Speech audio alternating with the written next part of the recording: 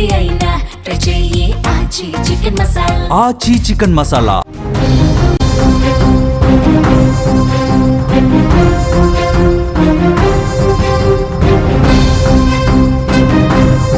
రిషికప్రియ మృతిపై ఎమ్మెల్యే స్పందించినట్లుగా తెలుస్తోంది.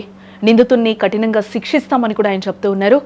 ఈ సందర్భంగా ఆయన ఒక వీడియోను కూడా షాజహాన్ పాషా రిలీజ్ చేయడం జరిగింది. చంద్రబాబు దృష్టికి తీసుకెళ్లినట్టుగా కూడా ఆయన వెల్లడించారు. మదనపల్లి చిన్నారి రిషికప్రియ హత్య ఉదంతంపై స్థానిక ఎమ్మెల్యే షాజహాన్ పాషా ఘాటుగానే స్పందించారు. ఈ ఘటన తనను తీవ్రంగా కలిచివేసిందని, నిందితుడు కులవర్ధన్ను ఎట్టి పరిస్థితుల్లోనూ వదిలిపెట్టే ప్రసక్తే లేదని కూడా ఆయన స్పష్టం చేస్తూ ఉన్నారు. బాధితులకు న్యాయం జరిగే వరకు కూడా తన అండగా ఉంటానని భరోసా ఇవ్వడం జరిగింది.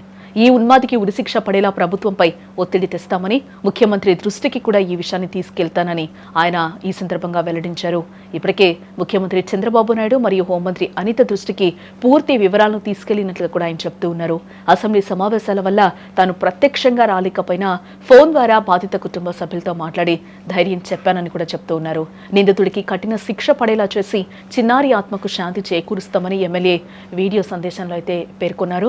కులవర్ధన్ లాంటి సైకోలు సమాజానికి ప్రమాదకరమని, చట్టపరంగా వాడికి అత్యంత కఠినమైన శిక్ష పడేలా చూస్తామని హామీ ఇచ్చారు.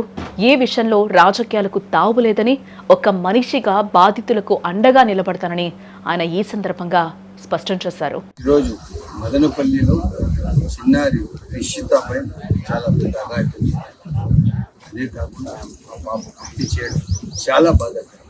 నేను వాళ్ళ తల్లిదండ్రులు కూడా ఫోన్ చేసి మాట్లాడాను. అసెంబ్లీ ఉన్నందువల్ల అసెంబ్లీకి తెల్లారి రావడం జరిగింది. నేను తక్షణం నాకు తెలిసిన వెంటనే ముఖ్యమంత్రి గారి దృష్టికి, హోంమంత్రి గారి దృష్టికి తీసుకొచ్చాం. ఎట్టి పరిస్థితుల్లో కులవర్ధన్ అనే ఏదో అరాచకుడు ఉన్నాడు, ఏది చేశాడు వాడికి వదిలేదే లేదు. ఎట్టి పరిస్థితుల్లో వాడికి ఉరిశిక్ష కానీ, లేదా 14 సంవత్సరాల జీవిత ఖైదు కానీ వేపించి ఆ బిడ్డకు న్యాయం చేస్తామని చెప్పి తెలియజేస్తాను. ఈరోజు నేను అక్కడ ఉండింటే తప్పకుండా ఈరోజే వాడికి చేసే పని చేసేవాడు.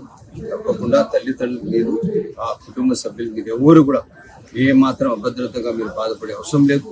నేను మీతో ఉన్నాను. ఆ సమస్య నా సమస్యగా తీసుకొని తప్పకుండా దాని పరిష్కారం చేస్తాము. దీనికి రాజకీయానికి చోటు లేదు. రాజకీయం లేకుండా మానవతా దృక్పథంతో తప్పకుండా నేను తల్లిదండ్రులు న్యాయం చేస్తాను.